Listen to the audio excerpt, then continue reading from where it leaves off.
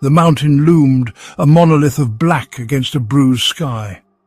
Wind howled through the peaks, a mournful cry that echoed the churning within young Hassan's gut. Rain, icy and relentless, lashed at his face.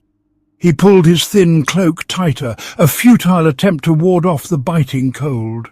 The old stories whispered in his ears, tales told around flickering oil lamps in hushed tones, stories of a hidden door, a gateway to a realm beyond human comprehension, a place where the very air hung heavy with dread.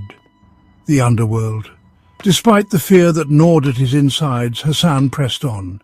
His lantern, a tiny beacon in the overwhelming darkness, cast grotesque shadows that danced around him. Each rustle of leaves, each crack of thunder sent a jolt of terror through him. But he would not be deterred. Curiosity, a powerful and dangerous drug, fueled his ascent.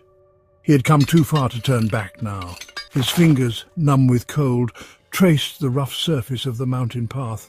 He clung to the narrow ledge, the abyss yawning below. One misstep, and he would join the mountain's grim tally of victims. Yet he continued his climb, drawn ever upwards by an unseen force. The legend called to him, a siren song in the tempest. The wind seemed to shriek as Hassan stumbled upon a cave hidden amongst the crags. Its entrance, a jagged maw in the rock face, promised only darkness and cold. He hesitated, fear momentarily eclipsing his resolve. But the storm intensified, driving him towards the gaping void. Stepping inside, he was enveloped by an oppressive silence that was more unnerving than the howling wind. The air was heavy, thick with the scent of damp earth and something ancient, something undeniably sinister. His lantern light struggled against the all-consuming darkness, revealing nothing but the rough walls of the cave. He moved deeper, his heart pounding against his ribs. The ground sloped downwards, the air growing steadily warmer, a suffocating heat that seemed to emanate from the earth itself. The smell intensified, a cloying metallic tang that made him gag. And then he saw it. Set deep within the rock, almost invisible against the darkness, was a door. It was crafted of a strange black metal that seemed to absorb the light from his lantern. Intricate carvings depicting nightmarish creatures and scenes of unimaginable torment covered its surface. A cold dread washed over Hassan, chilling him to the bone. This was no ordinary door. This was the gateway to legend. This was the entrance to the Underworld. Fear, cold and sharp, threatened to paralyze him, but a strange compulsion drew him toward the door. He raised a trembling hand and touched the cold metal. It felt oddly alive beneath his fingers, pulsing with a faint, rhythmic energy. Taking a deep breath, he pushed against the door. It swung inwards with a low groan, revealing an abyss cloaked in swirling mist. The heat intensified, a blast of furnace-like air that carried the faint scent of sulphur. The lantern light flickered wildly, casting grotesque shadows that danced in the swirling vapor. He stepped through the doorway, and the world outside vanished. The air was thick and still, heavy with the weight of ages. The only sound was the drip, drip, drip of water echoing through the cavern. He lowered his lantern, its light struggling to penetrate the oppressive gloom. Before him stretched a tunnel hewn from the very rock, descending into the bowels of the earth. There was no turning back. He was committed to this path, drawn deeper into the earth by an unseen force. Each step forward filled him with a growing sense of dread, a certainty that he was venturing into a place from which there was no return. As Hassan ventured deeper, the silence was broken by whispers, disembodied voices that slithered around him. He couldn't understand the words, but their tone, filled with malice and despair, sent shivers down his spine. Shadows moved in his peripheral vision, flitting just beyond the reach of his lantern light. The tunnel opened into a vast cavern, its ceiling lost in the darkness above. The air was thick with the stench of decay and the lingering odor of sulfur. As his eyes adjusted to the dimness, he realized he was not alone. Creatures moved in the shadows, their forms grotesque and unsettling. Some were humanoid, twisted and deformed, their eyes burning with an unnatural light. Others were things he couldn't even begin to comprehend. Their bodies a fusion of nightmares, all teeth and claws and eyes that glinted in the darkness. They paid him no heed, their attention focused on something deeper within the cavern. They moved with a strange, unsettling grace, their movements fluid and silent despite their monstrous forms. A wave of nausea washed over Hassan. He wanted to turn and flee, but his legs refused to obey. He was rooted to the spot, frozen by a terror unlike anything he had ever known. This was the Underworld, a realm of shadows and whispers where the very air hummed with ancient power, and he, a lone, insignificant human, had dared to trespass upon its domain. A low growl, emanating from the depths of the cavern, drew Hassan's attention. His gaze fell upon a massive form shrouded in shadow at the far end of the chamber. As he watched, the creature shifted, its form resolving into something vaguely humanoid, yet infinitely more ancient and powerful. It rose to its full height, its head disappearing into the darkness above. Two glowing eyes, burning like embers in the gloom, fixed upon him. A voice, deep and resonant, echoed through the cavern, vibrating in Hassan's very bones. "You trespass," the voice boomed, each word a physical blow.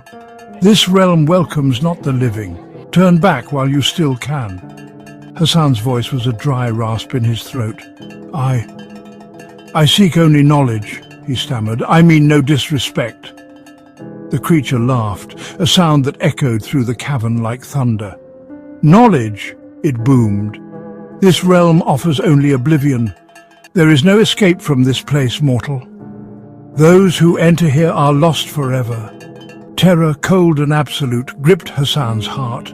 He had been warned, but his curiosity had blinded him. Now he was trapped in a realm of nightmares with no hope of escape. The creature's words hung in the air, a chilling prophecy that seemed to seal his fate. He had sought the Underworld, and now it had claimed him. Section 6. A labyrinth of despair.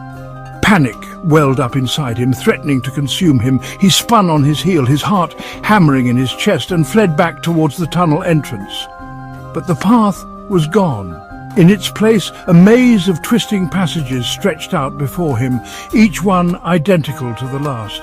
He ran blindly, his breath coming in ragged gasps, his lantern bouncing wildly, casting distorted shadows that danced and writhed around him. The whispers followed him, growing louder, taunting him with his folly. He tried to retrace his steps to find the path that had led him here, but the tunnels seemed to shift and change around him. Every turn led to another dead end, another impossible choice. He was lost in a labyrinth of his own making, a prisoner of his own insatiable curiosity. Exhaustion clawed at him, but he couldn't stop. He knew, with a certainty that chilled him to the bone, that if he stopped moving, if he surrendered to despair, he would be lost forever. Section 7. The glimmer of false hope. Just when his hope began to dwindle, he saw it. A faint, ethereal glow emanating from the end of a distant tunnel. Could it be the exit? Had he found a way out of this subterranean nightmare? Hope, fragile but tenacious, blossomed in his chest. He surged forward, his heart pounding with renewed vigor, his gaze fixed on the distant light. As he drew closer, the glow intensified, bathing the tunnel in an otherworldly radiance. The air grew noticeably cooler, the oppressive heat receding, replaced by a gentle warmth that reminded him of spring days long past. The whispers faded, replaced by a profound silence that was both unsettling and strangely comforting. He stumbled out of the tunnel and into a vast chamber, its ceiling lost in a swirling mist that shimmered with an inner light. And there, in the centre of the chamber, stood the source of the ethereal glow, a door. It was identical to the door he had first entered through, crafted of the same black metal, adorned with the same nightmarish carvings.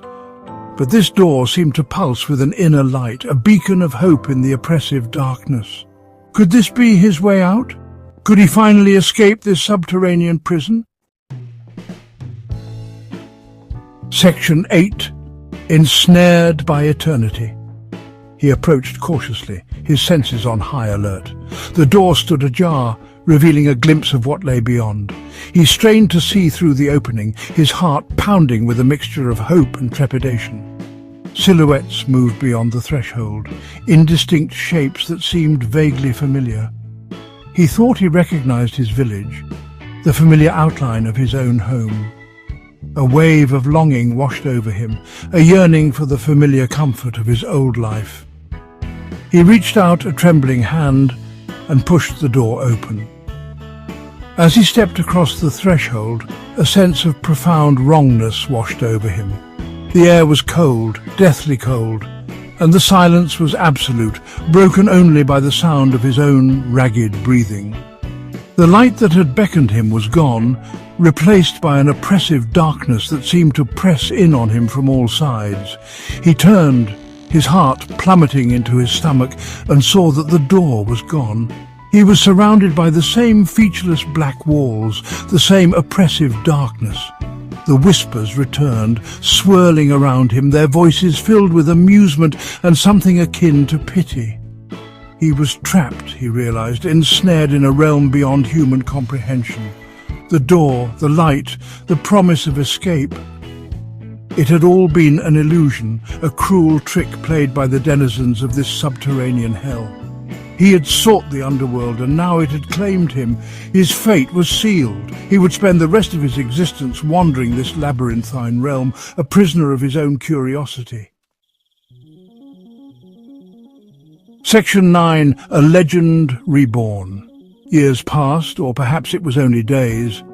Time had no meaning in the underworld. Hassan became a spectre, a whisper of a man, his memory slowly fading, his hope extinguished. He was just another lost soul, another victim of the underworld's insidious embrace. Above, in the world he had left behind, his story became a cautionary tale, passed down through generations. Mothers would warn their children about the dangers of the mountain, of the hidden door that led to a place of eternal darkness. The legend of Hassan, the boy who had dared to seek the underworld, became a part of the fabric of their lives, a reminder of the unseen forces that lurked at the edges of their world. They spoke his name with a mixture of fear and awe, for he had ventured into a realm beyond human comprehension and had never returned. And deep within the bowels of the earth, Hassan wandered the endless tunnels, his laughter echoing through the darkness. He had become one with the underworld, his soul forever bound to the realm he had sought